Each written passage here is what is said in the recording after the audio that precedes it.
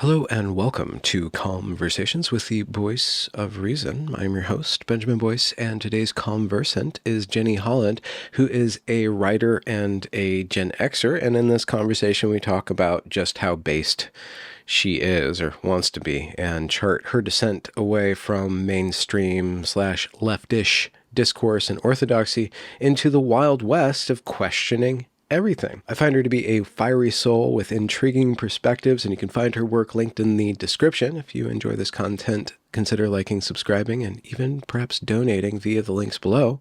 Without further ado, here is Jenny Holland. How did you get your start? Writing I just or in assume life? you've started something. So I wanted to know where your mind would go. Well, I got my start in life almost 50 years ago in a town called Dublin. But no, my writing started really when I finished university and moved back to New York and got a job as a news clerk at the New York Times. Oh, really? Yeah. And I worked there for 3 years, just in the very sort of waning days of the kind of golden age of the newspaper business. Hmm. So yeah, it was What, like late 90s. 2008, late 90s? Yeah, yeah. Yeah, I was there from 99 to 2002.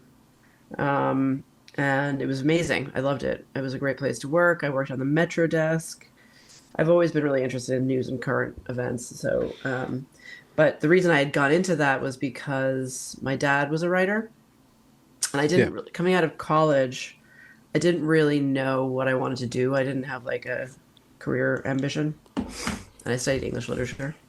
Um, so I just kind of I got this job as a news assistant, and then I thought, oh, okay, well, I'm probably really good at writing, so I should just stick with that.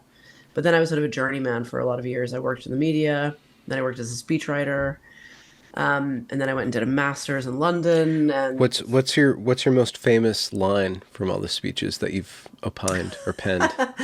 well, I was a speechwriter for the fire commissioner of the FDNY, two different commissioners, but during one graduation ceremony, it's probably my proudest moment, my proudest career moment.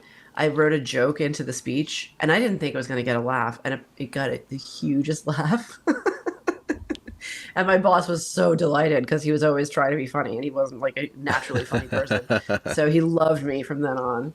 It was about Abbott and Costello because there was in the graduating class, two of the probies, the probationary firefighters, who ended up maybe they ended up. I think the joke was maybe they'll end up in the same firehouse. There was an Abbott and a Costello, and because Abbott and Costello are it's kind of a dated reference, but it went over Yeah. like yeah, it went over a storm. So Nice. other than that, I can't really think. It was a lot of like 9/11 recovery and emergency preparedness. It was a great job. That was another fantastic job. Huh. I befriended a bunch of firefighters. My son was a baby.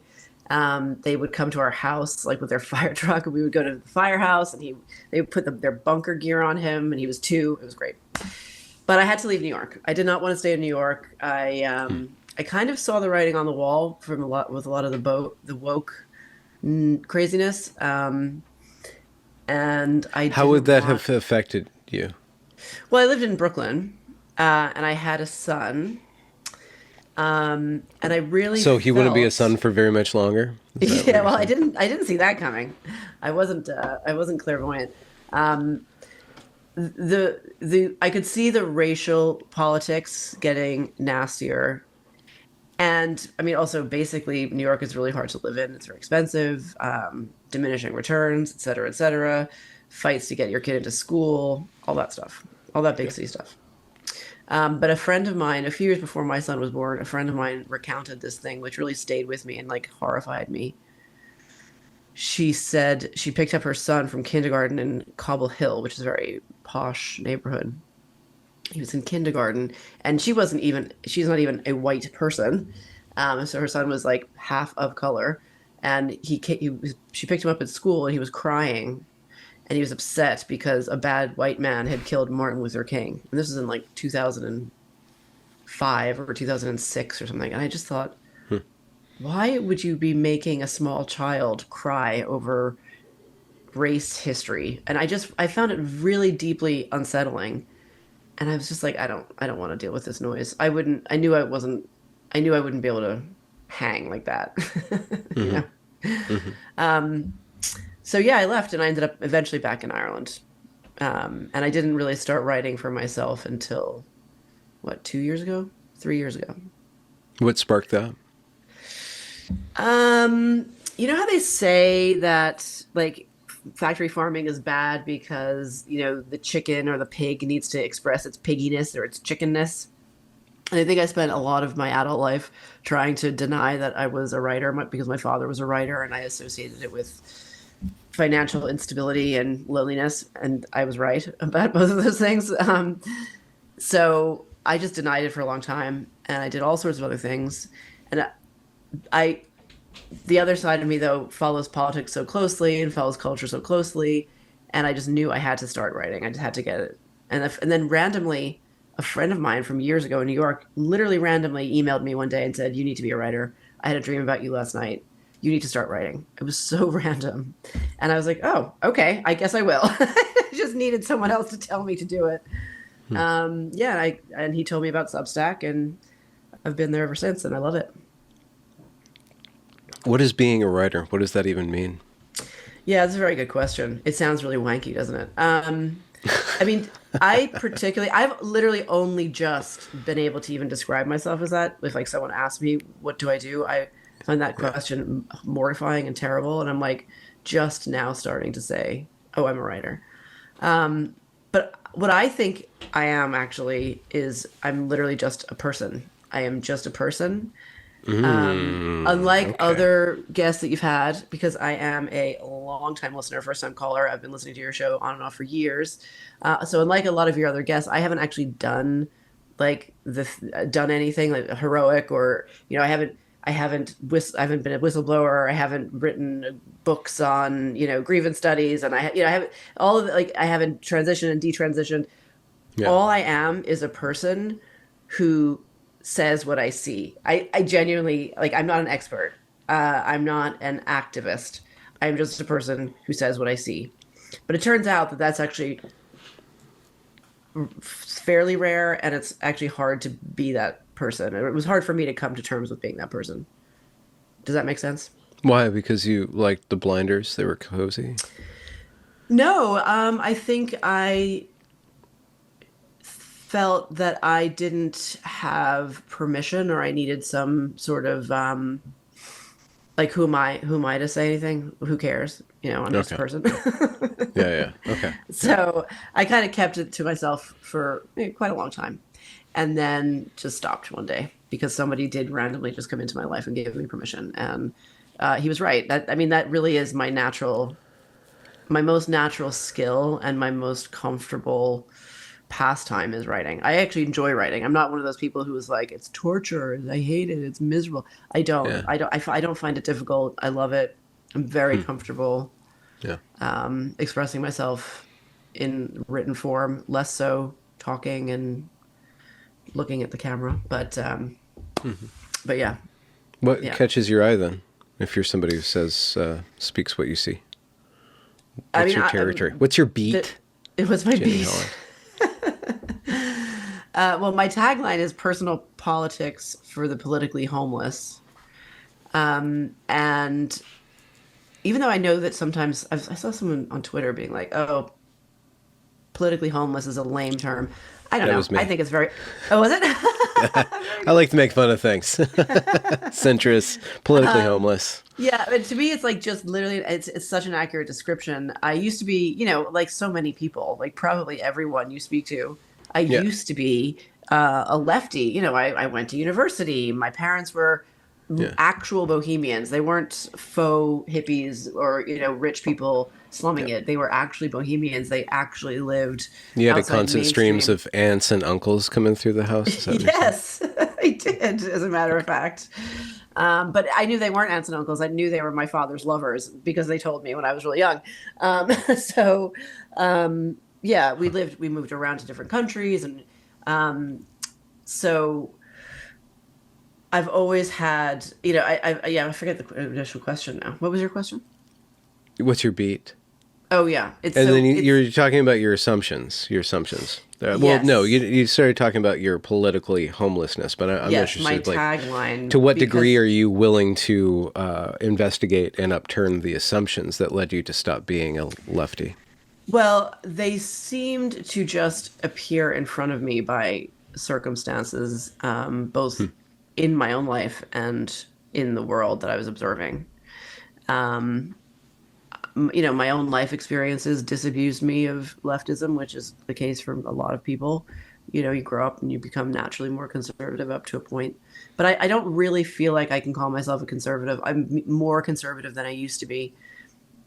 Um, and also, I think that's kind of also a very common, even banal occurrence. Most people go through that process as they age. But I'm only conservative. I mean, would be considered conservative by libtards, because I'm in the context of our extremely debauched world. I'm conservative. In the context of our like extremely like pagan society, I have become Christian curious. I don't think my inner like my personality necessarily jibes with conservatism in many ways, but I think what I'm doing is reacting to the extremes. Which does that technically make me a reactionary? That would be bad. Why is it a bad? No, that term was invented by progressives to There you go. denigrate Well, thank you. Thank you people for who didn't informing me of resist it. that. Yeah. Because yeah, it was always such a negative term when I was growing up. My father was an absolute classical liberal, and he had grown up in a very working class, sort of industrial town in Belfast, which is where I live now. Um, and he had sort of transcended those roots and been the first person to go to university, and he was brilliant. He was a very brilliant writer and poet and analyst and all sorts of things. Um, but and he met my mother in Dublin, which she's from New York. My mother's from New York. Um, and they created this very interesting life, and it was very free and on their own terms, which is very admirable. And I think it gave me a lot of chutzpah because Hmm. I was just sort of there for the ride, and it was just what I knew. So it didn't. Yeah, I just coped. I think a lot of people now are far too protective of children, and my parents actually probably. I mean, they erred probably a little too much on the free range side. But having said that, like a lot of Gen X kids, I have excellent coping skills. Mm. you know. Hmm. Oop. Um. So yeah, so we moved around. I moved to Italy when I was 10, actually when I was 7 as well. Before that I lived in Brooklyn and Greenpoint.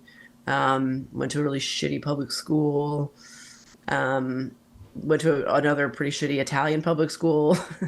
Then I went to private schools. I went to a British private school in Rome. I went to an American private school in Rome. And then when I was 15, my parents moved back to Northern Ireland, and I went to a like highly academic. They call them grammar schools here, but they're not elementary schools; they're high schools. But a very highly academic high school that you had to test into, and I did GCSEs and A levels there, and then I went to university. So I really do have this this mixed upbringing. Where's your So accent? Where did that go? my accent, my You're American accent, or my brogue. Irish accent? You're Yeah, you're I've never brogue. had Yeah. one. I was born Well, you here, but just my grew up parents. on TV. Maybe it's a really good question. Actually, I think about that. My father didn't have a very strong a bit Belfast accent, and I lived in America from at the age of 2 to 10. Oh, okay. So I just never. I mean, I do. I don't get asked as much as I used to. Are you on holiday? Where are you from in America? I used to get asked that the minute I open my mouth. When I'm talking to people here, my accent really Okay. goes Yeah. much closer to Belfast, but nobody really mistakes me for a local, Yeah. even though, I'm just as much from here as New York, but Yeah. yeah. Well, It's so yeah, go on. no. What were you gonna say? It's a thing called third culture kid when you grow up the child of, a child of parents who move for professional reasons or lifestyle reasons Yeah. as opposed to immigration and economic hardship or whatever. And there's certain characteristics like, of being able to blend in and yeah, it's something that I learned at an early age, which also might contribute to my skepticism of the mainstream narrative, shall we say. What is that The narrative? mainstream narrative. Yeah, what is this mainstream narrative? Oh, I mean, it's, everything goes. You can change your sex. Children need to know about butt plugs in high school, and climate change is going to wipe us all out in 5 to 10 years. By the way, I literally have no opinion on climate change. I'm not a climate change denier or anything. I leave science to the scientists. Climate change deniers like reactionary. It was a term invented by people who don't want their assumptions Yeah, questioned. yeah, yes, and I mean that's yeah, and yeah, I would agree with that. But it's not my thing. I've never written about Yeah. it. I don't. Yeah. Yeah. Yeah. So all of that stuff, America's a racist country. All of the woke shibboleths are, the mainstream narrative. It seems to me. It seems to me like all of the institutions are captured, and the Why? institutions shape those narratives. That's a really, really good question. I really am trying to work that out. I think my best guess now, right now, and it's a work in progress. I wouldn't necessarily make a federal case out of it. My best guess is there's an inherent weakness in liberalism that opened the door for unreality to be accepted as reality. Um, and Is it that's because why there's, liberalism assumes that anybody could be anything, and you give yes, everybody the benefit of the doubt? I think so. In fact, yeah, I think so. I think that's very close to it. The problem is, though, what are the implications of that? That's what worries me because I don't know what replaces liberalism. Up until now, and correct me if I'm wrong or if you think I'm wrong or if you have a better example. But up until now, I feel that we've either had liberalism or some form of conservatism. Well, not conservatism, but authoritarianism, because conservatism is not it. Actually, conservatism is good, but of some form of authoritarianism in a sense of like an absolute monarchy, or political systems that don't have adequate political representation for the common person. So, and then in the 20th century, of course, liberalism was defeated for a while by totalitarianism, which is authoritarianism made 100 times worse. So I can't think of a time where we've had both fairness in law and kind of an equitable legal system that wasn't liberal. So I don't know how we keep the good things of liberalism and fix the bad. I don't know how we do that. Do you? Well, yeah. To what degree do we extend the franchise? Let's say, if everybody's equal under the law, then a furry is just as equal as Yeah, a woman is just as equal as a, exactly. I don't know, a second class race or like a minority race. It's all the same, right? So It's all the same. to what degree does the Exactly. franchise extend? And to what degree does anybody have skin in the game? To what degree does prosperity also ramp up the desire to just allow anybody to manifest anything that they want to do? Yes. There was a tweet by Mary Harrington. She's an author that's south of you Hmm. on that collection of isles off the coast of France. She said, I'm sorry, guys, you're pining for the patriarchy again, but all the reason the truth of the matter is, I'm butchering it. The truth of the matter is that all this technology that gives you so much comfort is the same Yes, I thing that saw that. outmodes patriarchy, and you're not going to give up your comforts. Yeah. So what are you Yes. actually talking about? So to what degree can human beings as animals thrive in an environment where we can just press the button and get whatever we want, and then not kind of Right. chase after that? So Right. where do we introduce self-restraint? Where do we introduce friction against the Luciferian drive to manifest one's own will and project it onto reality Yeah. and become God. Yes. That is the problem. I've written several Substacks about that, actually, called "The Liberal Men Who Think They're God." That is it. That is it. That is it in a nutshell. I think we, when we threw out religion, or at least Christianity, when we threw out Christianity, we also threw out humility and mystery and awe. And I think that has led to catastrophic crimes that are worse than anything the church ever did. And the church did some really bad shit. So, I understand that. But, and I think now, sometimes, if I feel black-pilled or if I feel demoralized, I think the crimes that we might be heading toward will be even worse than the ones we saw in the 20th century. I actually don't really feel that in my bones. I don't stay in that place. I don't really think that. But I am stupidly optimistic in my own life, so I could very well be wrong. I can't read the future. What are these crimes you're talking about? I mean, I really do worry that we're making human beings obsolete and useless. And we've already done it to the working class, which was its own power center for a long time. Maybe not that long, actually, but for a time. And it's been neutered. In fact, I actually say that it's endured a cultural genocide, which I know sounds hyperbolic. I don't mean it, actually. I don't think it is hyperbolic. The working class, especially in the United Kingdom and the United States, is in process now, has undergone a cultural genocide, and they've essentially been penned into these, government-run housing estates, and they've lost a lot of their capability. They've lost a lot of their political power. They have no political representation, and they've been rendered useless, compared to what they used to be. We all used to depend on them, and we still do to a certain extent. But, coal plants and industry and all of those things, when we had those in our own nations, those communities were what kept everything running. And it's just not to the same extent anymore. But what happens to them? What happens to people when they become completely useless? What happens to them? I mean, my imagination goes into like sci-fi territory, like Soylent territory. I worry. You just go to fentanyl territory. You don't have to go to sci-fi. Exactly. Yeah. You don't even have to use your imagination.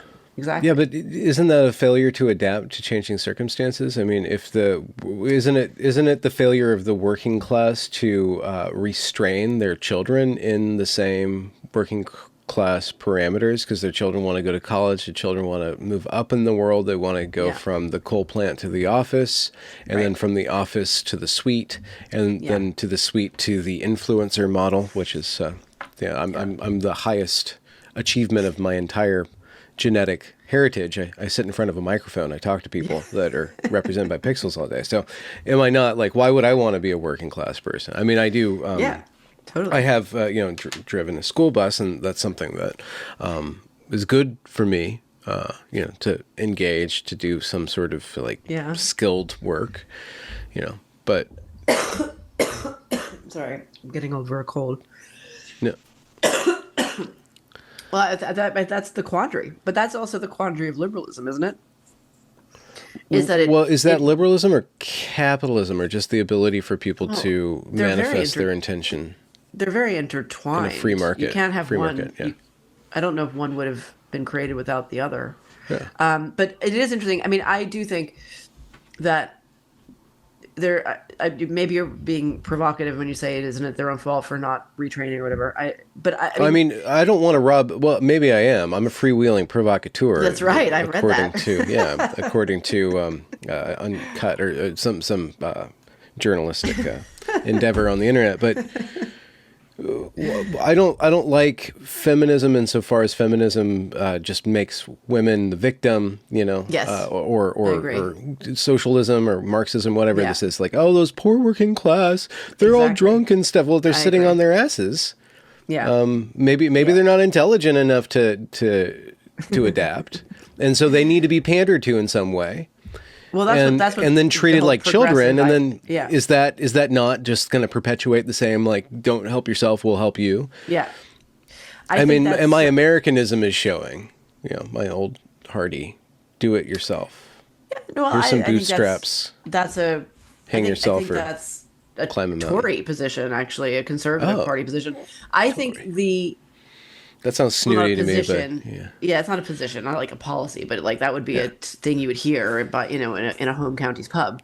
But I will say this: Hmm. the the thing about the destruction of the working class, they have in a sense aided and abetted their own destruction, but all of us, but anyone who undergoes that is probably going to do something similar. I mean, in terms of like you don't realize the damage is being done until it's too late and you can't undo it. Hmm.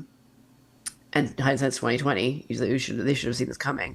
But I think the reason that the working class, apart from like more structural reasons of like the power of the unions and the stability that needed to be destroyed in order to bring about like the new world order, that they also they didn't their social conservatism made them a target from the left because the left cannot accept social conservatism.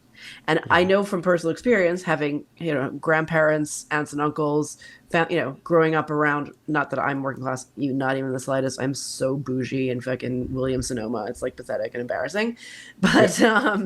but Yeah, they're socially. you're the kind of person that talks about the working class but doesn't want Exactly. I know, it's it. mortifying. Isn't that like the worst? I genuinely feel like sometimes I'm talking and I'm like, I've been on safari or something because I know like a working class person. It's mortifying. I get it. I know. You can clip that. It's terrible. But Well, yeah, thanks for like being a good there's sport at least. well, I'm Irish. I have to be. Like we only ever put ourselves down. the they're socially conservative. Working class people are socially conservative. They're common sense. They love their families. They love their kids. They don't really. They're not. They want their own their taste. Their like taste and cultural output is lowbrow and all that stuff. So of course they're loathed by the left. Of course they are, and also they prove that the left doesn't represent them by consistently not voting according to the leftist wishes like Brexit and Trump, right? So I mean, I don't know whoever. Like, I mean, obviously, I know a little the history about Marx, and I understand. Yeah, yeah. I understand the history up to a point, but it's been obvious for me for a very long time. The left has nothing to do with the working class, and that's actually very scary because now we're all being made poorer and poorer and poorer. So we're all going to end up in the same boat as them. Like, especially people like in the information economy, journalists, we call them content creators now, but people who went to college like I did and studied English literature and Italian and thought, oh, okay, well, and my father was like, there's always going to be a job for you. You went to an amazing university. That was not the case at all. Okay. So, and people Hmm. younger than me are probably even in a worse position. So we're next, like the working class is the anvil that's like slipping and it's just caught our leg and now we're just going to go boom down to the bottom in this current economic reality, which to me is not capitalism. It's monopoly capitalism. It's statism. So yeah, I think that they were the canary in the coal mine and we didn't pay attention. We did not pay attention because we're silly middle class liberals and Well, we lack wisdom and humility and courage. and that. Let's be honest. We're never gonna flood out into the streets and I'm certainly not. tell the government to stop importing. I mean, I'm Ireland certainly is not. being erased, right? That's what they say. I mean, so I was down in Dublin recently, and I didn't see the camps. And I feel the same way when I go back to New York. I don't. I'm not there. I'm maybe there for a few days. I don't. I don't. It doesn't seem that changed. But Ireland is 100% an NGO project. Ireland is not a real country. Ireland has a technocratic, I mean, as you would say, fake and gay government. I mean, they are the epitome of fake and gay, which, by the way, is absolutely my favorite phrase to describe our reality. I mean, I mean, to the point where their new Taoiseach is not gay, but the last one was gay, and not that that matters. But it's just they tick every box except competence and true political representation. And that reason is that there was a really interesting article in Reuters from like quite a few years ago about Dentons, which is like what do you call it? Like a global law firm, I think. And Hmm. Denton's had done this partnership with some trans NGOs, and they did a study on how to trans your country, and they Yeah. used Malta and Ireland as examples of good best practice because they're small countries that are pretty homogenous, and they found the politicians very amenable to them coming in with money, with bags of money, and saying, "Oh, look at this wonderful thing, and everyone's going to love you because you're going to stick a rainbow up, and everyone's going to think you're cool." And the politicians were like, "Yeah, sure, sign me up," and didn't think about it any further. So again, we have a lot of captured institutions there too. And it's really the middle, it's the middle class driving it all. It's the educated people. It's my peers. It's very awkward. I don't think my friends from college, I don't think they like I really don't think they like what I do or say, but whatever, it doesn't matter. Yeah, I mean, it really is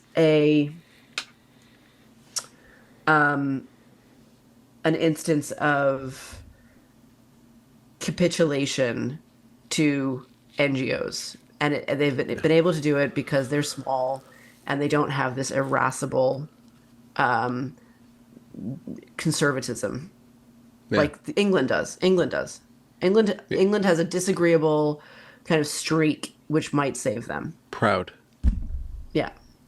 Yeah. Yeah.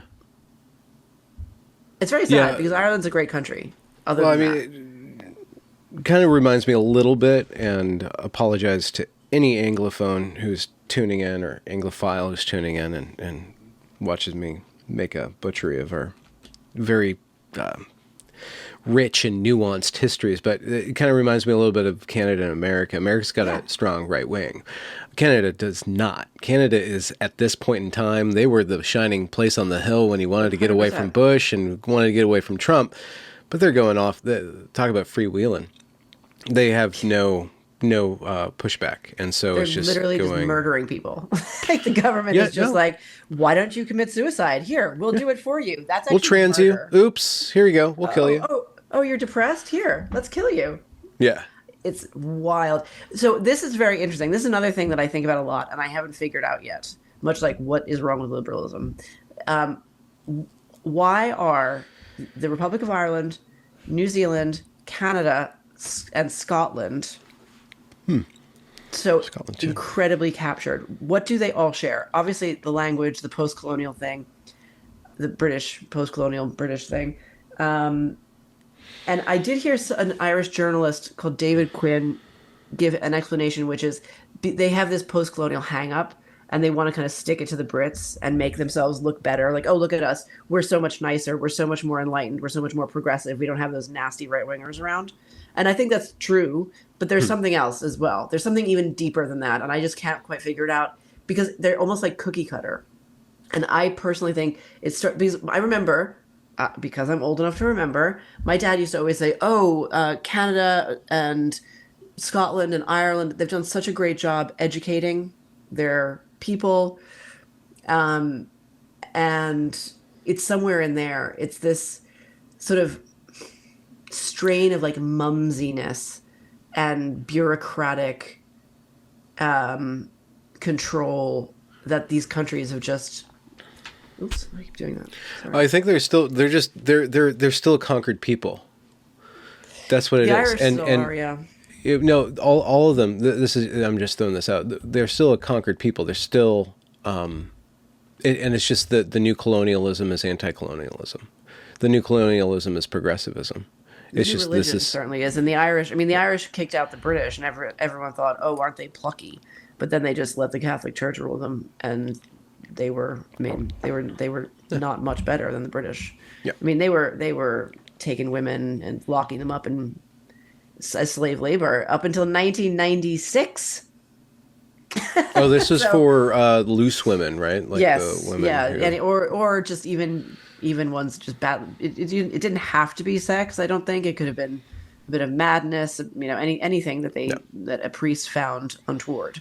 Um, so they've replaced that with the men, the new men in frocks are the gays and the trans, Well, and why? it's What's wrong with that? Well, if we need a priestly cast, why shouldn't we allow them to be faking Yeah. gay? I mean, isn't that like in if we need a fundamentalist religion, why not make it transparently grotesque and just Yeah. let it do its thing? Everybody can like just let the kids Yeah. get their genitals whacked off, and whoever Right. gets through the meat grinder gets through the meat grinder. Well, unfortunately, for that argument, there's a group of women who just are really crabby and uncooperative, The and don't tetchy want turfs. they don't want their kids' dicks to be cut off, so or really breasts, all of that. So, and they don't want Yeah. the men, touching themselves in the swimming pool changing room, and so they're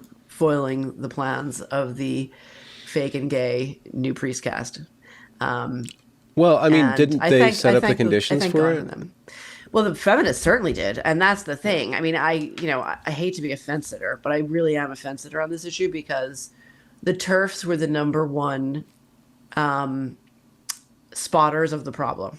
I think the TERFs were the earliest. Maybe I'm wrong. I don't know. What do you think? I think they were the first ones to spot the problem. Oh yeah, well, I mean, because it came after them first. It came after them first, right? And because they're disagreeable, like they're the types that would have definitely been burnt at the stake because they were like crabby and unpleasant. Sorry, I'm going to get in so much trouble with saying that. But I think they mean were that as a also probably the compliment. ones who were facilitating the burning of people at the stake too. I'm sure. Maybe, If maybe. you go back, like probably the disagreeable women saying, "Nope, that's a hussy. Get her out of our sight." I'm sorry. I'm being really. You're bringing out the provocateur. I'm trying to like manifest what the. This is the thing. Yeah, I don't realize how shocking people find some of the things I say sometimes. Anyway, no, I don't know. I think the TERFs were 100% the OGs in recognizing the harms of the trans ideology. Yeah. However, they have not. So yeah, I will defend them to the death for that. They were in there before the conservatives, way before, and certainly before the religious people. But they have not copped to feminism's entire like huge role in creating this mess in the first place. So There was a exchange between J.K. Rowling and some shitlib, Jonathan Rauch, who did a good book and then a terrible book. I think he was the Kindly Inquisitors, where he deconstructs social justice ideology and the fundamentalist stuff in it. And then his follow-up book was just like totally filled with Trump derangement syndrome and how Facebook should definitely like just ratchet down on misinformation and control the information economy. So it's just like it didn't add up. But J.K. Rowling did one of her turfy things, and then Jonathan Rush, I think it's him, and if it's not, I really apologize to Jonathan if you're out there. Not with your shitty takes on Facebook should be the monopoly on information, but Jonathan Rush said, if somebody wants to be called something, it's polite for me to do that. I'm going to do that anyway. Why isn't that not the polite thing? And then J.K. Rowling comes back and like, how dare you tell a woman what to do? It's like, okay, I don't have an argument. I have an identity. Like right there. And it's just like, okay, J.K. Rowling's doing great things for her cause, but it's all identitarianism all the way freaking down. It's like, I don't have an argument. I have an identity. And that's liberalism. That's another liberalism thing. Liberalism has turned us into these rational agents who have to gain political power by clinging to identity. By clinging to this, okay, I am something. I'm not just this free thing. I am something, and I have to protect that something and advance the cause of that something. And if you're a woman, it's your womanhood. If you're a man, it's your manhood. If it's your thing, it's your thing. If it's your skin, it's your skin. yeah, How's that for a take? that's interesting. I think I know what you mean. And I've been following and I saw you get yourself into all sorts of trouble a few months ago with the Twitter people, the feminists at you and all that with Illy, yeah.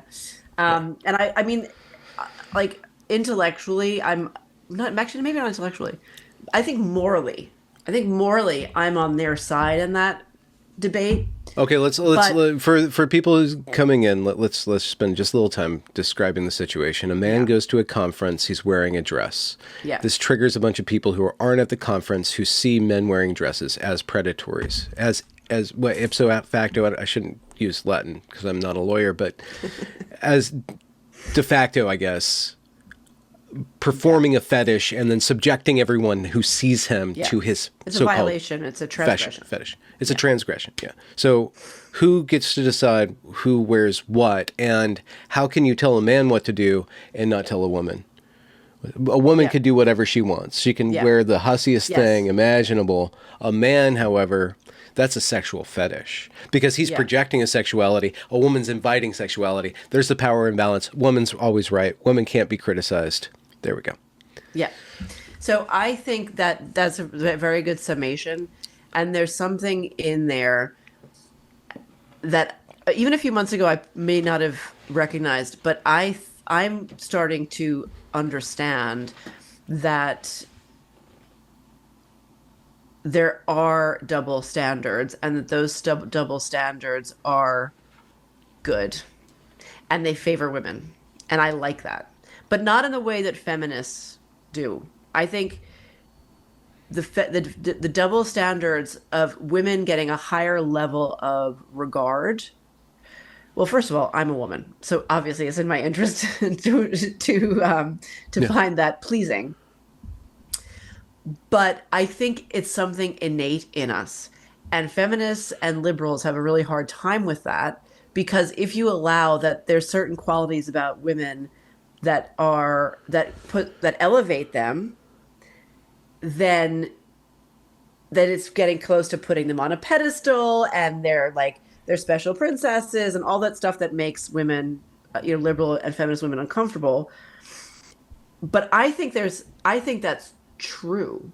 Now, when it comes to the Phil thing with the dress, the context is important that he was at a conference about, how do we grapple with gender ideology and How do we trans grapple with ideology gender non-conforming children and without gender medicalizing non-conforming them? children, right?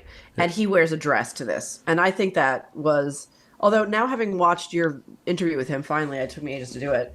I haven't even finished it yet, but I can see what his thought process probably was. He seemed maybe he was kind of unaware, but also he's extremely self-involved, and but the perception of that from the from the crabby turfs, to the extent that there were turfs there, actually, I mean, there might not have been that many turfs of like ultras there, was like, how dare you? You're coming here and you're crapping all over our thing.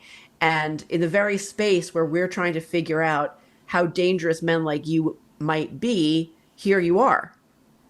Now, I get the whole time you were arguing, shouldn't we should absolutely talk to these people. We want to talk to these people. That I completely agree with. I completely agree with you on that. But I do think what he did was a transgression, and it's based in a sort of an autoerotic narcissism. And that does not have any place in a conference. It just doesn't, right? I wouldn't wear a ball gown to a conference. I would dress up in a suit. I would dress like a man, actually, if anything, in a conference. You're not going to show off your beauty. You're going to kind of blend in and use your brain and not kind of trade on your looks. I mean, that would be the norm. That's the behavioral norm in a workplace, which obviously maybe is violated all the time. I don't know. It never was in my anyway. So I really am a fence sitter in that regard, because I was like, yes, I understand why you talk to him and why Leslie talks to him and why everyone and I think Stella, the interview you did with Stella O'Malley and Parker Kelly J was very, very, very good, and I literally thought they both came across very well. I think Stella's argument or explanation of how he ended up there was completely believable, blah blah blah, and I was dismayed to see everyone fighting over it on Twitter. But Twitter is, I mean, does Twitter matter at the end of the day? Do people fight? Does the fighting that happens, the infighting and the circular firing squads that happen on Twitter, do they matter, do you think? They shape discourse. They're a barometer of certain sorts of weather. They do spill out into policy. They do formulate certain ideas. I mean, this is the marketplace of ideas, and sometimes it's a mosh pit, right? But there's just certain logical inconsistencies to certain strains of argumentation that don't get Yeah, resolved because people are blinded or over emotional or just don't that's care about true. the truth, don't care about That's true. rationality. They just want to effect their will in the world, and nobody's in charge. That's which is bothersome to those people, right? It's bothersome that they're not in charge, Yeah. that they don't want anybody in charge of them. Yeah. Nobody wants to be told what to do, Yeah. but we all need people to act in line on some level. So it goes back to my classic question at this point. It's like, how far back in time do you go before you start becoming a conservative? Like, or how far back in time do you go when you're no longer a leftist? How far back in time do you go before you're like, oh, I'm a leftist, I want to push this boundary? So my original tweet in that whole fiasco was the next year's Gen Spec dress code just dropped, and it was something from 1880s where everybody was super dandy. And then Maya comes in, Ashton. She's like, well, I want to wear this. This is what I'm wearing. And it was a woman in a dress. I'm like, sorry, only AGPs are allowed to wear that. Only AGPs wear the dresses. Everybody else is in suits.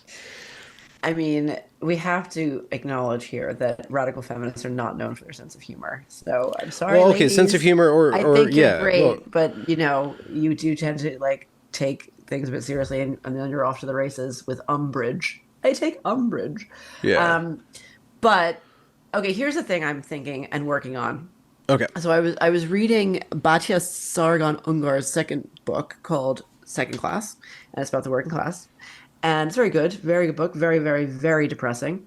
Um, because she's talking about a class of people that are the true underdog, right? They're not really represented. They're kind of locked out of accruing wealth or even Mm, security. Um, I mean, it's quite a dismaying book, actually, the reality of a lot of people in America in the economy as it is now. yeah. Okay. And I realized that it was bringing, and I've always been that kind of person who sympathizes and, in fact, activates on behalf of the underdog. Even as a Hmm. small child, I was like that. I wouldn't stand up to bullies who were bullying me, but if I saw someone else being bullied, I would intervene Yeah. to my own social um, uh, degradation. Like it caused me then to be bullied. But I was reading this book and I was realizing that my reactions, like kind of my emotional reactions as I was reading, the feelings it was making me feel, could definitely be described as woke, right? They could be described as social justice. Like I was like, yeah, that's right. The working class doesn't have any representation in in popular culture that isn't like kind of sneering or Mm, depressed. Yeah, hmm. that's right. They do live at an intersection of, structural inequalities.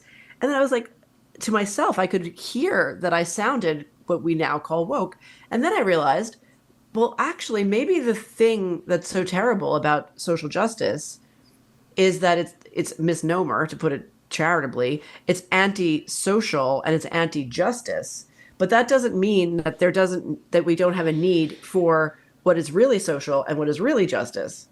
It's just a demonic inversion Hmm. of what of a it's a demonic inversion that takes the impetus to help and to be fair to the underdog and applies it in all the wrong places in all the wrong ways, thus emotionally hijacking generations and large swaths of people and turning them into foot soldiers for a cause that they don't actually even understand. Because the cause of social justice, critical social justice, as we know it commonly, is, say, state or other control. It's to control the population. It's to control their minds. It's to control their actions and their activities and their ability to live their lives. It's all about control, right? And in order to control, you have to demoralize. So the demonic inversion of social justice is just that. It's to demoralize with the aim to control. But then when you really look at it, it's like, no, actually, people do require social justice. I mean, this is obviously not a light bulb moment. Obviously, they do. There's plenty of injustice in the world, but and when it comes to women, Absolutely, there is a double standard. Why? I don't know. I just feel it in my bones, and I've always felt it in my bones. There's something about a combination of women's beauty and women's physical weakness, in, And compared to a man, their reproductive capacity. and their reproductive capacity that makes them the more precious sex, right? So feminists can never admit that, which is their major Achilles heel. Well, because that's one step from being property, and they don't want to be Kind owned. of, yeah. I They mean, want to be fair. the Mustang on the plane, not in the barn. Even though the barn gets taken care of, they want to be princesses, but they want to be warrior princesses. So they want all the preening and all the hay brought to them, But they also want to feel like they can go wherever they want to go. There are no Yeah, fences, and they tore there's down the fences. fences. And Yes, who came and then in? all the But men with wolves. boners. Yeah, Yeah, all the wolves the came in. wolves. Yeah, Yeah. exactly, exactly, The exactly. wolves with in lady And clothing. Yeah. yeah, and they spent whatever 50, how many years? 60 years? How long has it been? 60 years? Decrying and chastising and berating competent men for their competence. To take a leaf out of Jordan Peterson's book, Yeah. only to create, two, three generations of incompetent, useless men. I'm talking about the middle class men now, not the working class men who've been neutered Yeah. in a different kind of way, who are running around, doing podcasts. No offense. Here I am. No, I'm totally gelded. I'm calling for freedom from my It's tiny little pod, right? yeah. No, I'm being slightly mean So there was for there was something you're making me humor. there was something you're making me think of when you're describing your feelings toward the working class and your feeling of largesse, of wanting to help these people, right? Like These we poor want to help people. these people, these poor They people. need me. I was in a particularly lucky position as a white male and growing up Gen X towards the tail end. I'm just behind you in the race to 50. But I landed on the street. I was 19. I was 20. I really wanted to be a writer, and I wanted to write that book.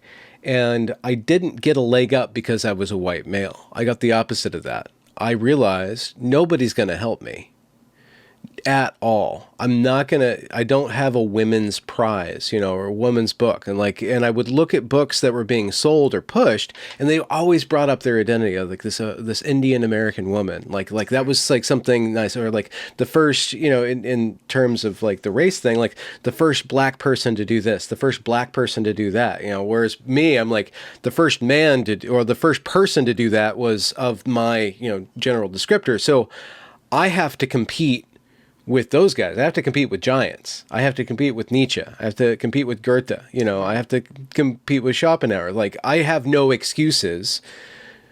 I have to be good because there's nothing else to rely on other than that. So I was outside of that system of reward. I wasn't going to be helped, right? I had to Right. prove But myself. that's So that's the that's the quintessentially male experience, and I didn't realize this until recently, until I met my husband, my second husband, and my first husband, who unfortunately died recently, sorry. years after we were divorced. But he went to art school. He was an art school boy. He went to RISD. He was sort of like a male feminist, and he suffered very much with his mental health and all sorts of other things. My second husband is working class, and he's a chef, and he grew up working from childhood. His father owned a truck repair and painting company, and they worked. He left school without any qualifications. He, I mean, his ability to work is like nothing I've ever seen. I am a soft-handed middle class effete person. Okay, I have never experienced this before, and his tales of growing up, and he grew up during the Troubles, so that didn't help, but of fighting and experiencing violence. I mean, they're great, great stories. The man has the greatest book in him, and he will write it someday.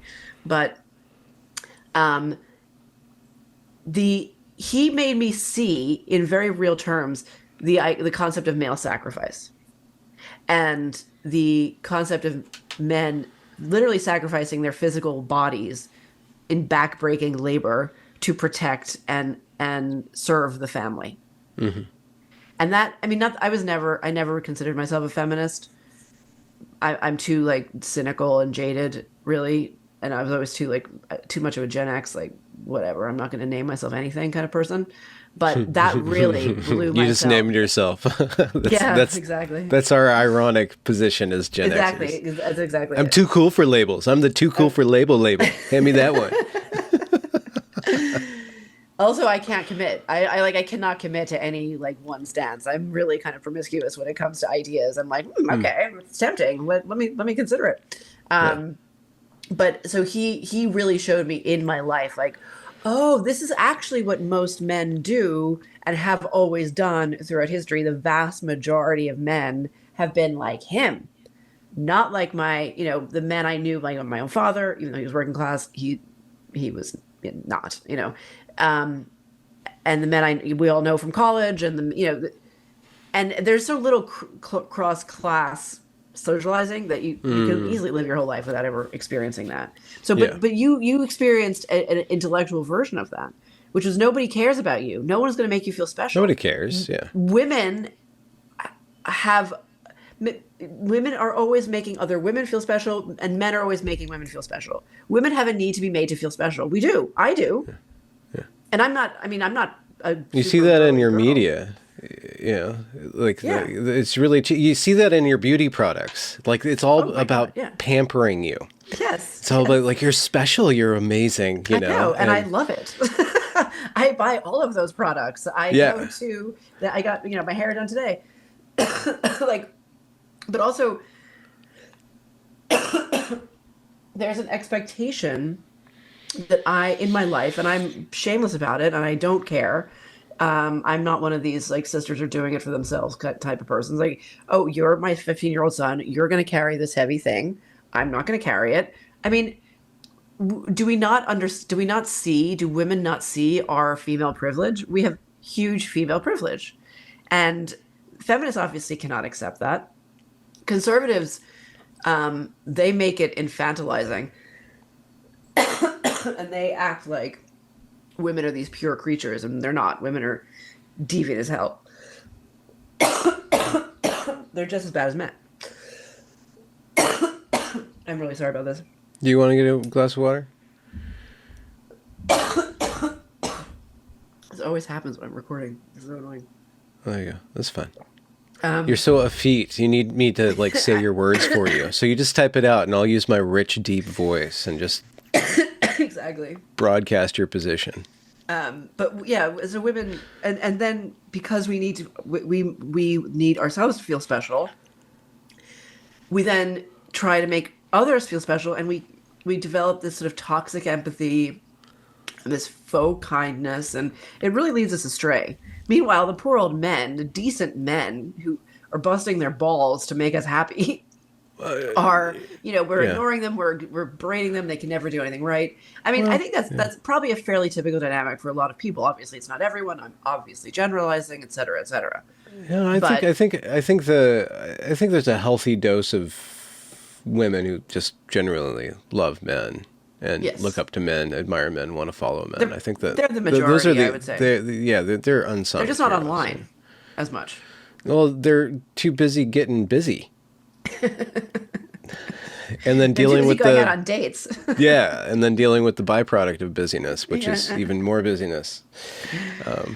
Yeah, I would say that's probably true. But you live too much online, and you forget that there's a whole world of quite sane people out there, Yeah, and they just don't. They're just not on Twitter. yeah, no, no, no. They're just freewheeling provocateurs. Yeah, I mean, the worst thing women have done, the worst thing feminism has done to women is it's caused us to lose trust in our innate wisdom. Either it's caused us to doubt our own sense of who's a predator and who's not. So they've made the competent man the predator and the creepy perv. Oh my God, he's stunning and brave, right? Like that's a terrible, terrible mistake to make. It's a very, Hmm. very terrible mistake to make, and it's taught us that we don't know how to raise our own children. It's like, oh, raising children is oppression. Our bodies are oppression. How on earth are our bodies uniquely oppressive when men have been destroying their bodies since humans have existed to feed us. Okay, just because we get cramps and we give birth, which by the way they're terrible. I'm not trying to undersell them. Like I'm not trying to underplay them. They're terrible. But men have also suffered physically. Men have also been sold as chattel, and men have also been used. Men's bodies specifically have been used in wars and in digging roads and all this stuff. We're not special in that regard. We're Yeah. equally oppressed. We're oppressed in different ways by different ideas and in different structures at different times. But ultimately, the history of man and woman has been collaborative. Otherwise, we wouldn't have any people left. Yeah. And, this seems like completely to have been forgotten by a lot of people, a lot of intellectually influential people. And with the children, it's particularly bad. And this is a completely now mainstream culture stance. Like all of these dumb movies, like Bad Moms and shows like Modern Family, which I love, by the way. I think it's a great show. But they focus on this idea that women have no idea how to raise their children, and they're just like so flummoxed, and the children are so bratty, and that's not. We know how to do this. We've been gaslit into thinking that we don't. And guess what? It's not the men doing the gaslighting. Yeah, there was.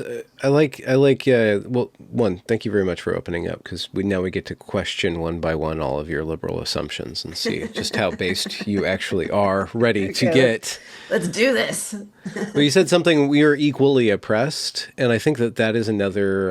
And that's not when we call liberalism. There's a whole set of nested ideas, and it's not just about Locke and I can't remember, was it Hume or not Hume, but there's a whole debate with all these, again, people on this island off the coast of France about, and that was a particular product of that particular time for a particular class of particular types of people that developed this particular way of relating to each other that I don't think is necessarily scalable to everybody. But along with it comes this idea of liberation. And liberation, I think, is power re-exerting itself in the vacuum that liberalism tries to create, because power needs to operate. And so, power can't be liberal, but it can liberate. We can go bring democracy to the Middle East. We can. And so what does it need to do but work against something? So it works against this thing called oppression. Right, oppression, class oppression, sex oppression, and eventually, right now with maids, you see the last step of the government saying, "Okay, we are going to free you from suffering. Here's your free drugs. Here's your free medical, the surgery to manifest your will, and then here's your free gas chamber." And it's completely consent based. Yeah. It's completely service model, right? So. Yeah. If we frame things in terms of regulating oppression, and this is something that comes also with the prosperity that's been gifted us for one reason or another, maybe by accident or maybe as a byproduct of the free exchange of ideas in science and technology, and then the free market too. Look, your cough is contagious. Damn it. We're trying to liberate people from any sort of suffering because we don't understand what suffering means. Suffering doesn't have any meaning anymore other than a barrier to pleasure. It has no inherent meaning because it is, it's obligation, it's sacrifice. That is the opposite of liberation. It's the opposite of freedom, is pain, is responsibility.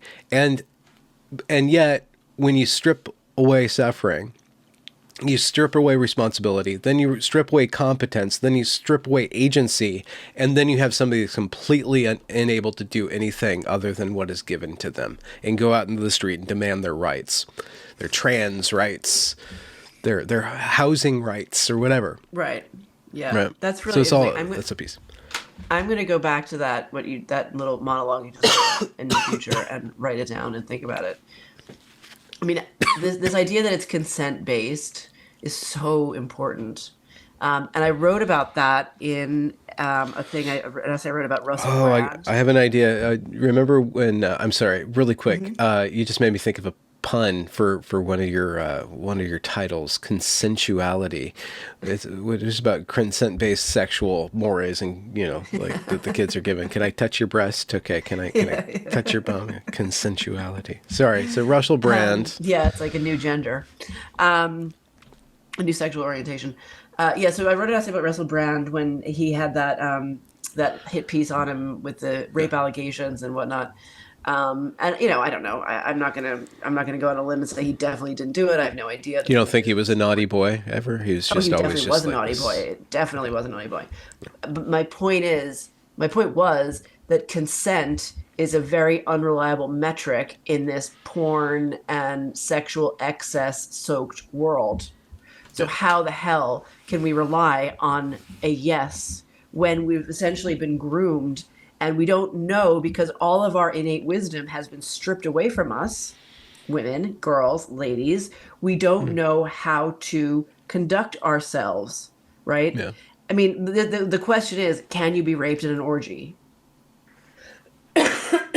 And how do you, like, how can we explain? I mean, this is kind of a tangent from what you were saying, but how can we explain that we live in a society that is the most sexually open and sexually progressive and sexually excessive society that's ever existed, even more than the Romans, I would say, the Babylonians. And yet, we still have a class of women who are ill-equipped to do battle with the opposite sex in any way, either in terms of defending yourself physically and saying, oh, absolutely not, get the fuck off of me, let me out of this room. Like, no, all the women who were who froze in these sort of in the Me Too movement. Remember that? They all froze.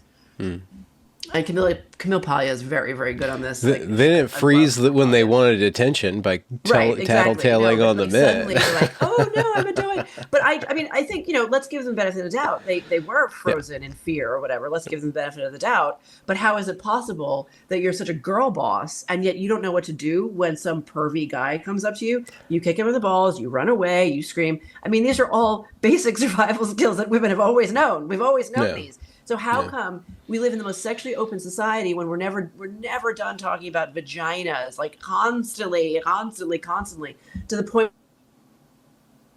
I don't know.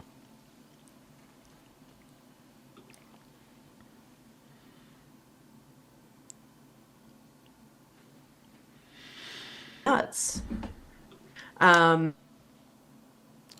Jen. It shows that whatever we thought we were doing right, we were not, in fact, doing right. Sexual liberalism, it turns out, is not liberation at all. It's actually a prison of its own kind. Yeah. And we've gotten it very wrong. So what do we do next? What do we do next? I don't necessarily know. Yeah. I mean, it seems like maybe just a dose of conservatism would do everyone good. Well, Sorry. No, I think that I lived this myself as a kid, growing up with parents who were sort of libertines and who were very open about their, like sex as a political thing. And there was always debates and all this stuff. I was a Gen X kid, so you're exposed to a lot. But, we lived very happily and peaceably in a socially conservative society. They just left us alone because we were weird outliers and no one really bothered us. And then you said something else very, very good. The idea of liberation doesn't work at scale. It absolutely doesn't. And I said something on last year with Leslie about this in one of our chats on her channel. Like, it does not scale. That kind of alternative lifestyle really isn't for everyone. It really, really isn't. My parents were able to handle it, and there's a cost to it, but they were able to handle it. I'm, more or less sane. I managed, I wasn't irreparably harmed by it. In fact, if anything, it made me seem really cool when I was in my 20s, like my cool parents, whatever.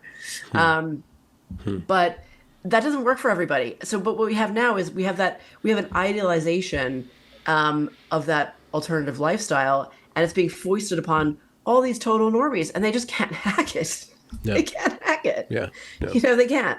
And the only reason I mean, if I was trying to do this with my own life now, and I grew up a normie, I wouldn't be able to hack it. It's just that I was, I got used to it growing up in it, and it just became the norm. It was just what I was familiar with, and it's fine. But mom and dad and a couple of kids is, I hate to say it, the best way forward. And I'm saying that as someone who's divorced and remarried, step parents and blended families and all the rest of it. So I Yeah. understand that meeting that ideal is, you know, not possible many, many times, but it's still the best option, Yeah. which is Well, how I'm conservative. I think I don't know how this fits in. It fits in. Maybe I'll get there. But when we go back to what you're talking about reading about the working class and how hard they have it, and then worrying about, well, what's going to happen to the middle class? Are we not next on the chopping block? But that having that feeling of sympathy for the downtrodden is it can be a noble attribute, but only if it's married with respect. 100%. Because you rob people of their dignity. You rob anybody of their dignity when you don't respect them. Yes, And I don't think you can respect somebody when you're having pity on them. correct. You know. And so, there's this funny little thing that happened. We have these coffee filters called If You Care. It's like this brand out here. It's called Okay. If You Care, and they have like coffee filters and like little It's like cupcake holders, manipulative. and That's annoying. I made a joke about it a long time ago on Reddit because like it was like you go to the coffee and it's like somebody's guilt tripping you, like your coffee filter is Yes, like guilt tripping you, and if it's you like, what is care. this? Yeah, if you care, and me and Leslie like have a joke. We'll do as if you care, brand or whatever. Like, but that's another product that's marketed to women. Oh yeah, Right. It's like, absolutely. what do you care about? I care about the earth. I care about the working class. I care, I care, and I'm gonna participate in caring. So it's no longer just this, and this is just ancient manipulation in our marketing age. It's the coffee filter is not the coffee filter. The coffee filter is Right, liberation. right. Yes, The issue isn't the issue. The issue is the yes, revolution. The coffee filter is yes, the coffee filter. The coffee filter is the manifestation of my destiny, of yes, unlocking my true divine self. By yes, purchasing this thing, yes. and there's just a when we go back to Phil Lilly, it's like, what Yeah, did you say? You said, I wrote it down here. It was this egocentric, autoerotic narcissism, yeah. which Or is eroticized narcissism, I guess is a better way. which is totally autogynephilia, but it's Yeah, narcissism all the way down. It's narcissism that the women on the internet who weren't part of that Gen Spec conference to think that they matter enough to tell other people what to do and to yeah. sit on their high horse like looking down at everybody. It's just narcissism all the way down. So, and that comes with the sense of entitlement, which also comes with the sense of not understanding one's own boundaries, not respecting one's own capabilities or Oh yeah, reliance on the whole yeah. chain of It's total existence, right? enmeshment. It's enmeshment. It's like Huh. I can't I can't tolerate the feeling of someone disagreeing with me. That's enmeshment. It's like everyone has to be we have to all be on the same page, otherwise I feel emotional upset. That's a very typical female thing. Very, very, very typical. Um, and you would know if maybe there's evolutionary reasons for that. Yeah. That would make Yeah, but sense does it work actually. at scale? And can a society function It in a certainly doesn't work on gynocracy? Twitter, and it Right. really, really doesn't work in the culture wars and the psychological war that we're currently being subjected to. We're all foot soldiers in this freaking war, and a lot of people don't even realize it. And it's so funny because so has happened with so many people who kind of moved away from the woke mainstream in the last 10 or so years or 5 years or whatever. You get that you used to be so cool. Like, what happened to you? Like, oh my God, I hate your opinion on Roe v. Wade so much. I don't think we can be friends. And it's like, You that's used to like, be so cool. yeah, what I happened to like you, that. man? Although actually, I got that mostly from men that I knew in my 20s, and I not so much women. So my women friends didn't attack me, but men I knew in my 20s did that. Because I think they're feminized and they're like living in their feelings, as people say these days, and they're deeply unhappy and they're triggered. They're like sending me on crazy unpleasant messages in the middle of the night because they think I'm talking about them when I haven't thought about them in 10 years. Um, Interesting. Huh. so it's weird actually that it was men doing that because like that's the least manly thing you can do is get butthurt with some chick that you used to hang out with in your 20s and drink beer and smoke cigarettes with and you haven't seen in 20 years. Like that's really, really, really lame. Like no offense, that's really lame.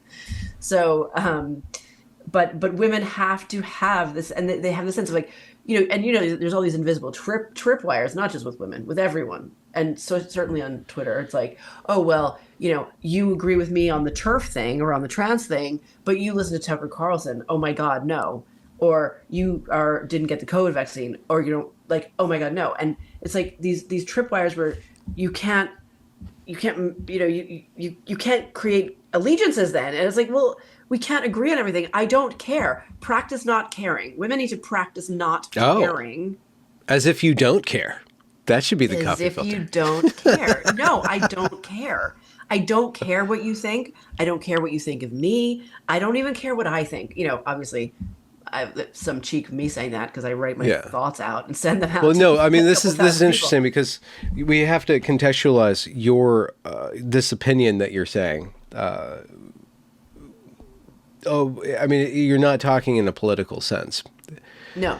Well, when power leaks into this, Gen X just doesn't get shit done, and the boomers keep on doing the boomer thing. That's a good point. I hadn't thought about that. We're like, oh, I don't care what you, but so we don't want to be a part of any coalition. We want to be the odd man out. Yes, all the way down. So it's interesting. So just because I resonate a lot with you now, I understand why Leslie kept on saying interview Jenny, because we're kind of in the same kind of perspective, and we're all kind of saying, well, I need the working class, and I need some sort of structure, power, because I'm being run by a bunch of weak, short-sighted idiots. I kind of want a strong man, but what does that really mean? Yes. What does it really mean to say, okay, we need to stop being feminized, so feminized, and so like, well, how far can the female typical psychological apparatus scale? Like should you guys just be regular? Should we just only allow women to have 20 friends online, right? And just like kind of just make sure that they, you can only have 20. I mean, that's the problem. The implications of all this are very unsettling and they're unworkable. I can't, because other than forcing people and imposing your version of control on them. Yeah. And then we're back to the original problem of liberalism and how to counteract it and how to counteract woke without being woke. This is why woke, I'm coming to believe, is literally a demonic inversion because it's fiendishly clever and it acts like much like cancer does. It replicates in all the wrong ways. And it steers us in all the wrong ways.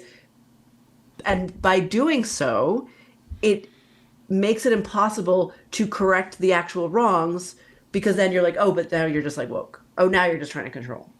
The only way you defeat something like that is with strength. But then how do you not, then you run the risk, as you're saying, of the control and the strong man. That's literally the quandary. Yeah. I mean, I genuinely think, and I don't say this from a religious point of view, I genuinely don't, I know it's going to sound crazy, God is the only answer to this. God is the only way out. Because, and James Lindsay tweeted this a few weeks ago, maybe a few months ago, that God is a secure attachment, is a positive or a benign, secure attachment figure. And I was like, that is exactly it. That is exactly it. Because first of all, I don't need anyone else to approve or validate my relationship with God. And I really do. I don't actually believe in God. I don't go to church, right? I'm searching for a paradigm that works and gets us out of this impossible quandary. And this is the only one I've found, which is I can have a direct relationship with a benign, omniscient, secure attachment figure that is personal and private to me. And I will let him or her Careful guide me. Yeah, no, him. It's a him. Let's be real. It's a him. We don't want a female god. That would be so volatile. We don't need that. And let him guide me and let me have a relationship with him and tune out the rest of the noise. And then of course you do run into the problem of fixing the problems and avoiding Scale. and in scale. But then it's like, well, I really realistically, I can only control my immediate circle anyway. Yeah. So I'm just going to send out these like positive vibes. It's like the ripple effect. And that's literally all I can do. It is modest. It's the little way. And that's the only thing within my control. Yeah. So again, I don't, I started praying recently, which I never ever did before. Parents were total atheists, and for good reason. They had fair reasons to be atheists. But I've started praying because it's like I see the demons and Satan's work around me. I mean, I don't like no one put that idea into my head. That's just again my inner moral compass, my inner antenna, seeing what I see. First I see what I see, and then I say what I see. And that if Satan is real or if demons are real, then that implies that God is real. And that is the only place that I can find a resolution to this problem. And it's entirely personal. It's not at all like, oh, well, everyone do this, But I mean, I'm just a person, so what can I do? Yeah. I mean, yeah, it's yeah, I agree. There's no God but God, and I don't stand in front. I mean, that's what saved me from the social justice madness. Really, Not religion only or God? well, my personal relationship with the one Almighty source and cause and destination of everything, and Amazing.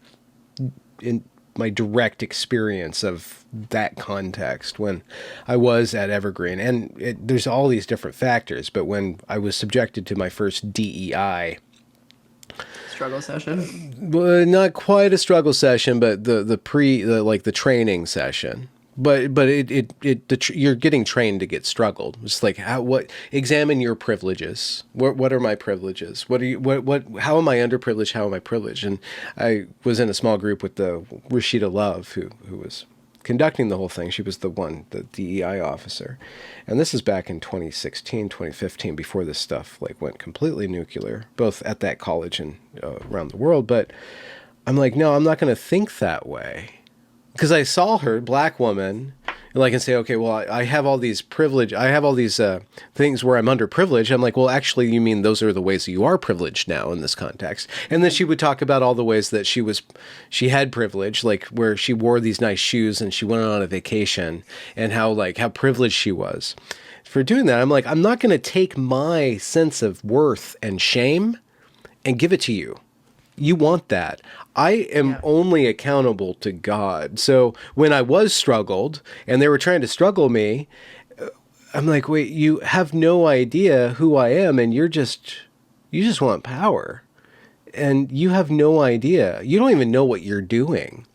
You don't even understand what you're doing. Yeah. You have no, it's like the Jennifer Connelly in at the end of Labyrinth with David Bowie. Mm-hmm. And he's like, I'm going to shift the stars for you. All you need to do, I'll give you your brother back or whatever, but you just give me you. And she's like, oh, you have no power over me. You really don't. It's a total magic spell. But that's one thing to say that. And James is fascinating as a character in history because you see his long, slow switch to theism, just pure by intellectual necessity, going from liberalism's core concept is you are not God to, well, if nobody is there has to be a place there, a placeholder, and that placeholder has to have content, because whatever I put in that place is not just going to be a vacuum. Powers like liberalism promises you a vacuum, or at least it senses you can have your own religion, even none. So there is no religion, so there's no power, so there is. And so we can't name it anymore. There's this brilliant, I'll shut up, but there's this brilliant essay that was written in the 70s critiquing feminism by a feminist, saying that all of the power structure, they said that there's no power structure, which made it all covert. It was all decided, and nobody, because it was this female, they wanted to be completely no hierarchy. Right. And there had to be a hierarchy. So the hierarchy was just decided in closed rooms. Yeah. Who is the powerful people, and Right, nobody which could is check the authority. more dangerous, right? Yeah. Well, Yeah. it's just, and then it just fractions. It can't unify. And that's why you have the weird things that happen in the turf land where you have these rise and fall of these demagogues because they eventually start huffing their own queefs, I guess. Pardon that phrase.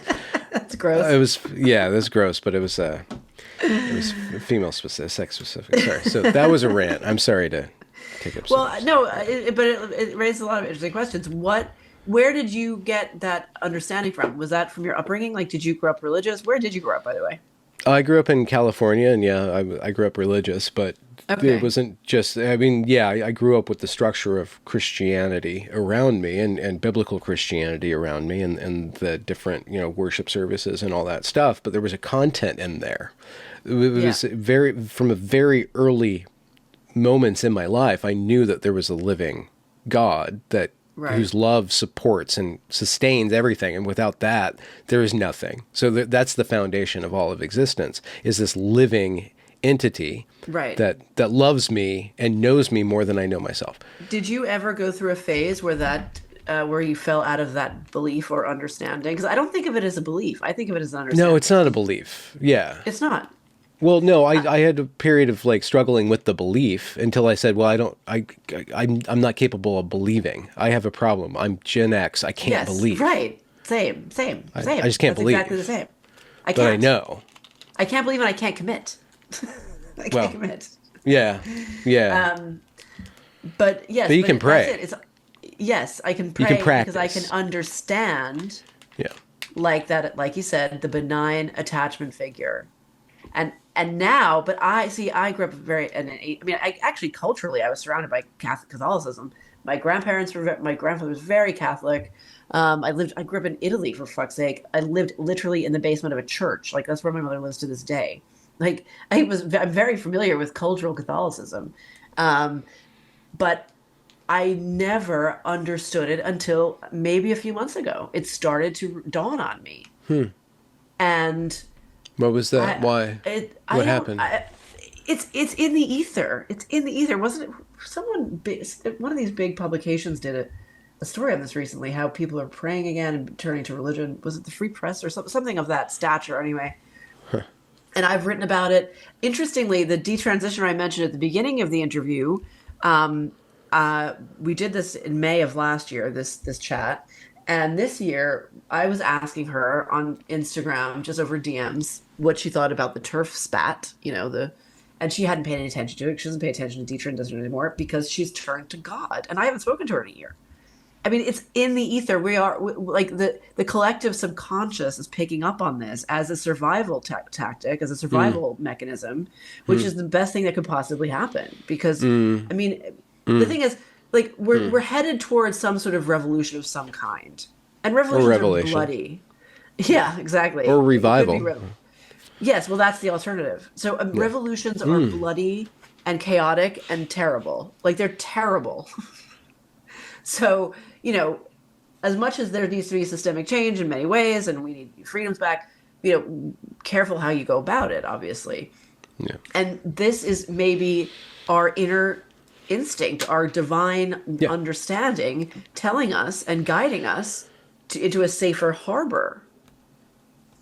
It could be the case that the refinements that have been manufactured over the past couple hundred years with regard to religious understanding, and I think that that's one way in which Jordan Peterson, as a historical figure, is instrumental by taking the Jungian interpretive hermeneutic path of reinterpreting the Bible, or reinterpreting basically the foundation of our society in a way that's palpable and that people can actually understand, that okay, Yeah. this form of meaning making is very valid. So when people then get triggered, and let's just say that there's some sort of extinction event, cultural extinction event, where people switch back to religion, which is necessary in order to correct, they might not need to overcorrect Right. into some sort of post-woke Taliban, right? There Right. might be, and the way to thread that needle is not to be colorblind or race blind or sex blind or class blind, or doctrinal blind to doctrine, but to I lost my thread. But to focus, there's a capability that when people turn back to God, they turn back to a living God, and then find that living God within the texts or within the codes, and meet him there, rather than going full trad, right, and just going towards pure form to correct the chaos, because the forms are all descending into chaos. I'm hoping, or I'm praying, or I'm putting it out there that there's a content there that's more important than the form. But What's the content? Is it the connection to the divine? exactly what you were just saying. And it doesn't have to be woo. It doesn't have to be Christ consciousness, and but it doesn't not have to be that either. It's just like I want to have a personal relationship. I need guidance. I need to be open to that. I need to clean off this antenna that I was told I didn't even have, and I know I have it because it's telling me that this is evil. It's telling me to get away from evil and face the good. So I know that I have this antenna. So I need to clean off that antenna and start to participate in the practices that will clean that antenna, and then go through the process of spiritual development, which is kind of going from a child of God to a man or woman of God, and being able to hear and see what you see, and then speak what you need to speak, and make the decisions that you need to make with a truly developed conscience, and a true love of the downtrodden. Yes, a true love. Exactly. That's the whole point. That not a demonic inversion of that love. Now, the question to me the catastrophic failure of liberalism has led me to the question: is a secular morality possible? Because what we're living through is not a political crisis; it's a spiritual and moral crisis. And the failure of liberalism, and the fact that we have Canadian governments suiciding their poor people, and women screaming around defending late term abortions for lifestyle reasons, and kids getting their genitals chopped up, and I mean just one horror after another,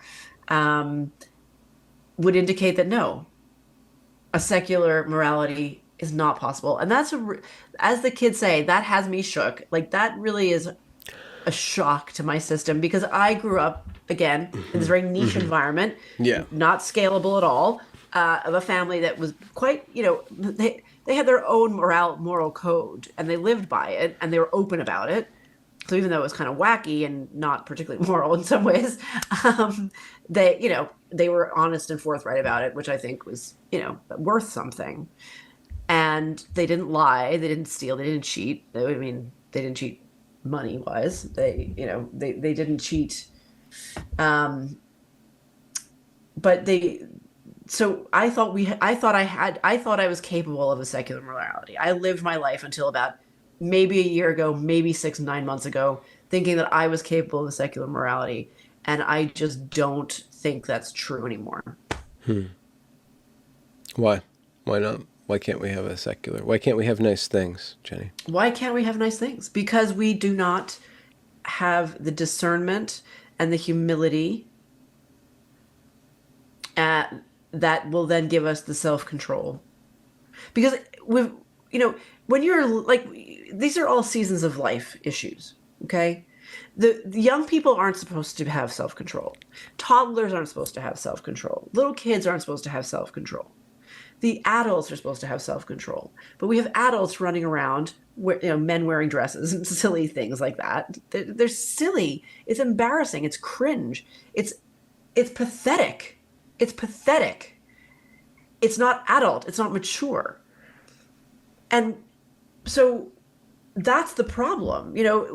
Children and young people are supposed to be wild and have fun, and they always have done. They've always been like that. Read Shakespeare. They weren't, like cosseted, cloistered virgins. Young people have always done wild things, and always gotten laid, and always, and always sought out adventure and pleasure. The point is, you grow out of it when you become older. And, what you lose in fun and adventure, you gain in insight and control, self-control.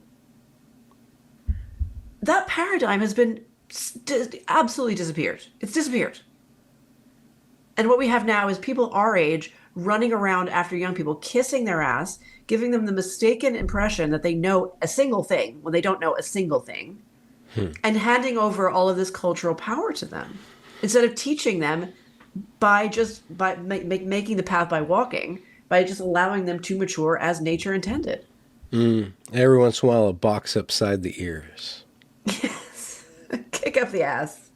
Kick up the holes, they say here. You know? Oh, I no. mean, you know? And this is one of the reasons that I didn't intend to move back to Ireland when my son was born, but I'm glad I did, and that the child rearing here is extremely sane and just chill, and nobody overthinks it. Kids are still kids. Obviously there's issues here. It's not immune from all of this stuff, but Yeah. the preponderance is the cultural weight is just on the side of just children do children things. They play football. They play girl sports, boy sports, and nobody. The overwhelming pressure isn't to constantly be different, constantly achieve.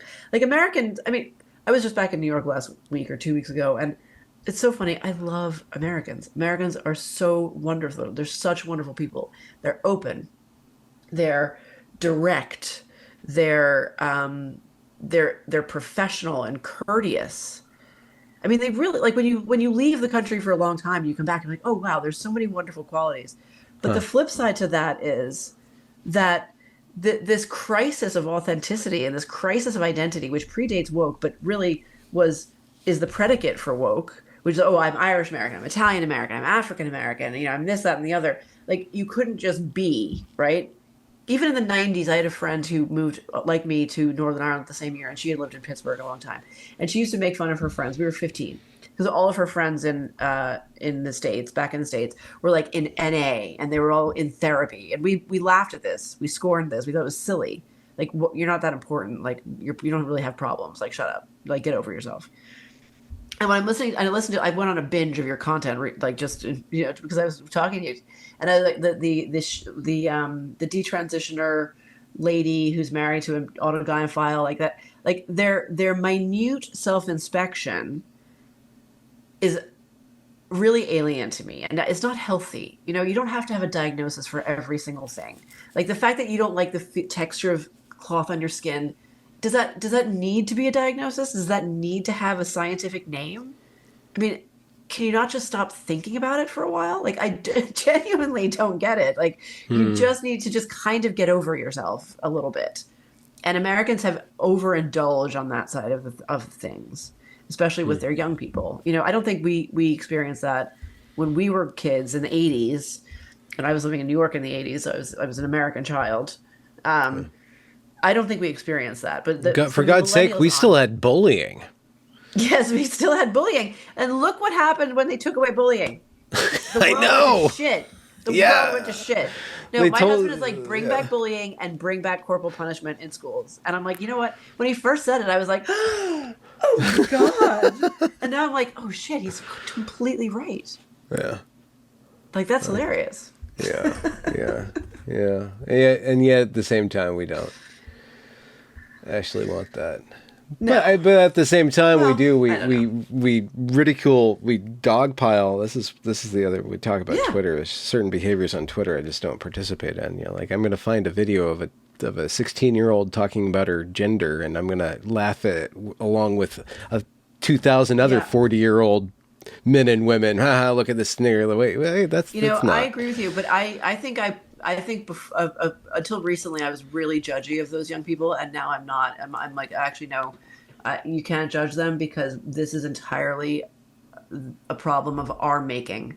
Yeah. More boomers, actually, but our making. It's us and the boomers have done this. We are responsible. They're just kids. We literally taught them to do this. And those Hamas protesters in Colombia, they said that exact thing. And they were 100% correct. How can you argue with that? That we are just putting into practice what you idiots, they didn't say idiots, I'm editorializing, have taught us to do. Yeah. because you sat around talking about Frantz Fanon and talking about post-colonialism, and you're talking about the male gaze and the white, and look, there you go. Now you have your disgusting soup, and you don't want to eat it. Yeah. Yeah. And all the people who taught those courses, they all did that for clout. They didn't mean it. They didn't mean it. I mean, these are all luxury. These are all luxury beliefs, right? So they're like, oh well, yeah. I mean, it makes me cool and edgy because I'm like a white guy wearing a turtleneck, like talking about fucking Do they still have Fanon and turtlenecks? wearing the mask. I mean, who I think knows? it's a man bun now. Is the new Man turtleneck? bun, there you go. And it's like, oh yeah, I'm going to get laid by some like 20-year-old, and like this is going to be so great. And they do that for decades and decades. And lo and behold, they've raised a pack of feral ideologues. Yeah. Obese advocates for the starving children. Exactly. You know. It's really perfect satire. I mean, really, if you are a person in possession of a sense of humor, which I like to think I am, it's actually kind of a great time to be alive because it's just abundant. Yeah. It's abundant. There's a lot of content. Yeah. I really should try my hand at writing actual satire because, like Jonathan Swift in what was it, The Modest Proposal, is that it wouldn't be in it. Like we're beyond that. Mm-hmm. Do you figure that you have a book coming up, or are you already engaged? I do, and I've already written I've already written something that resembles a book, but I need to make it.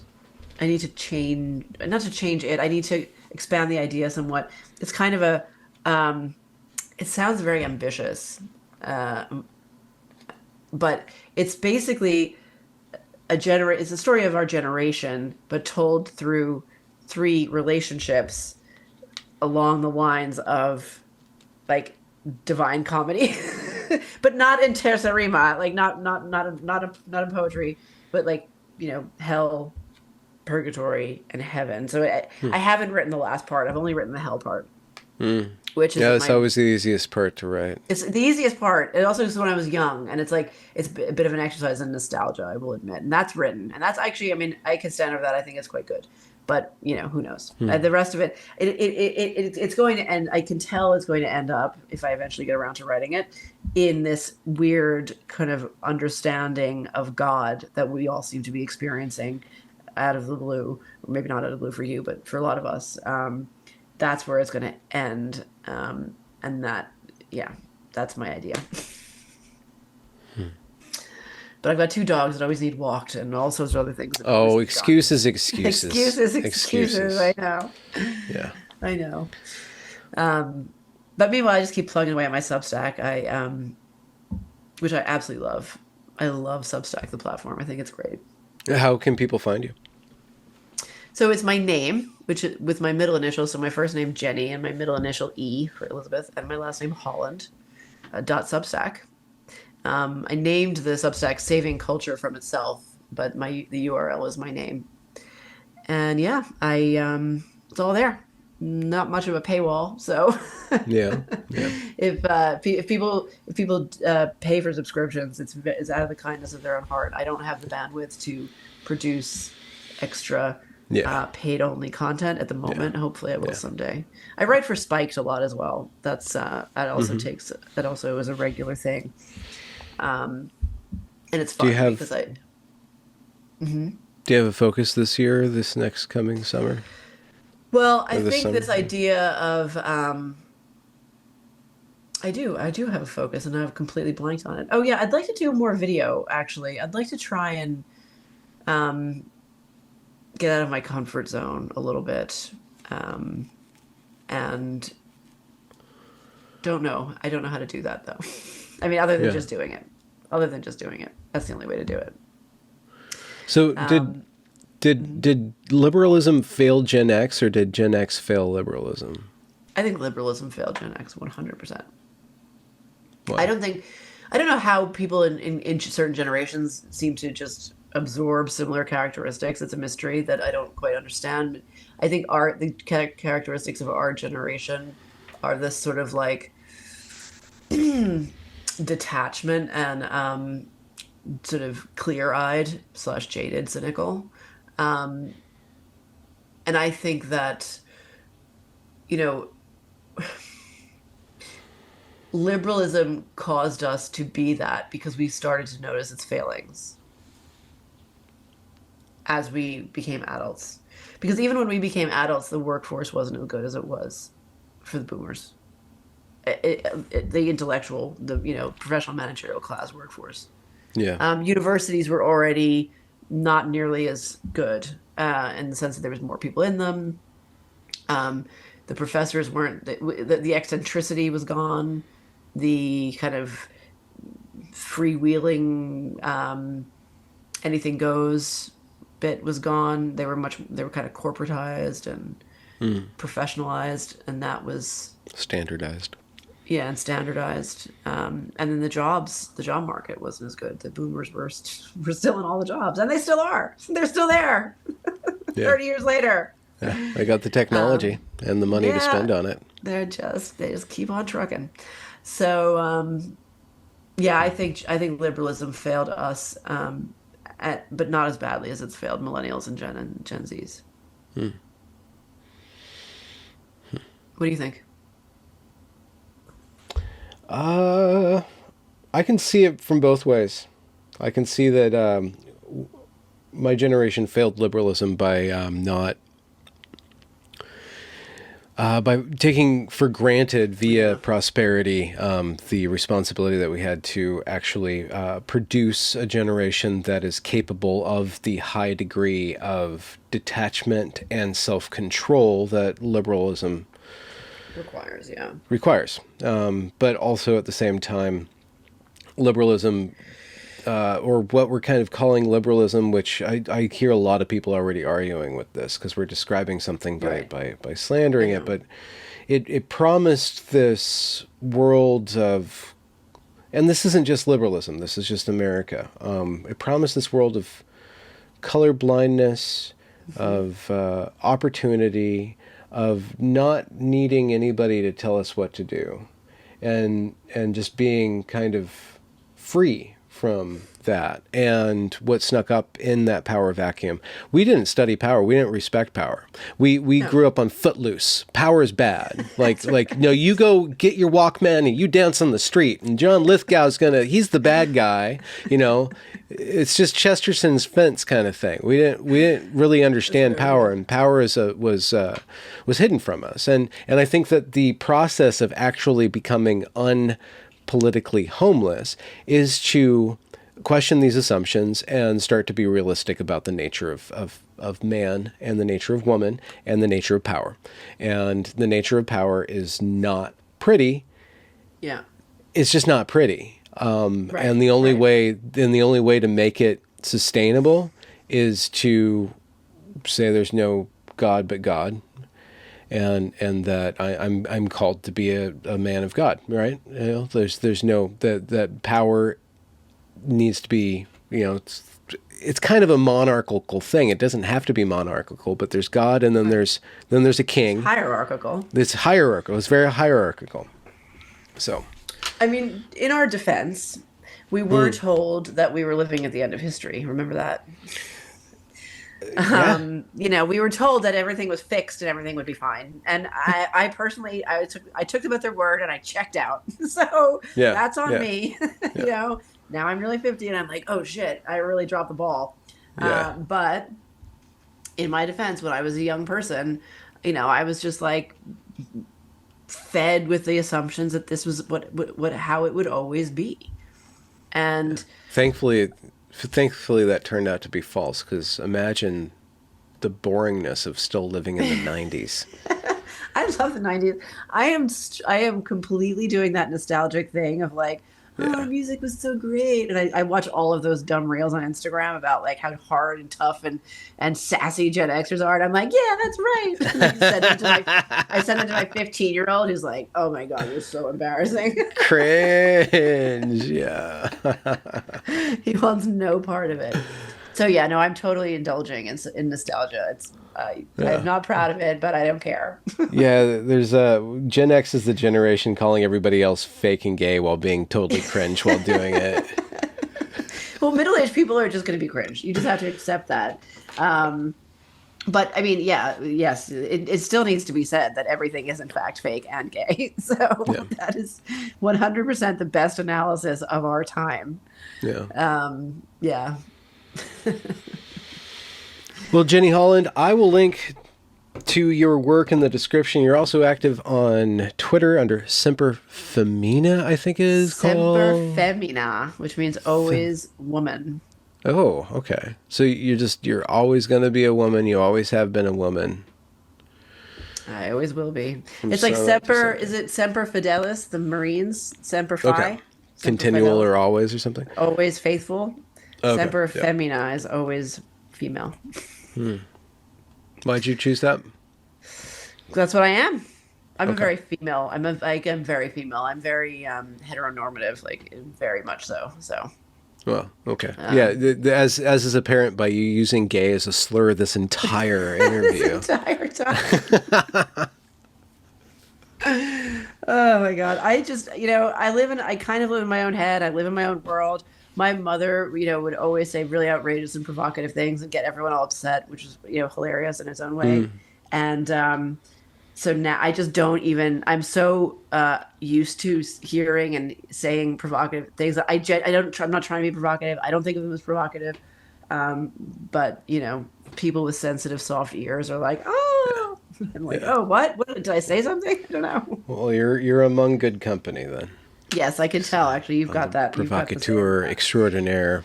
And you say it in this like soft, dulcet tone. It's misleading. You think, oh, this guy's gonna be so like boring, and then you go boom, and you're like, whoa, that you said something really offensive. It's great. That's my freedom.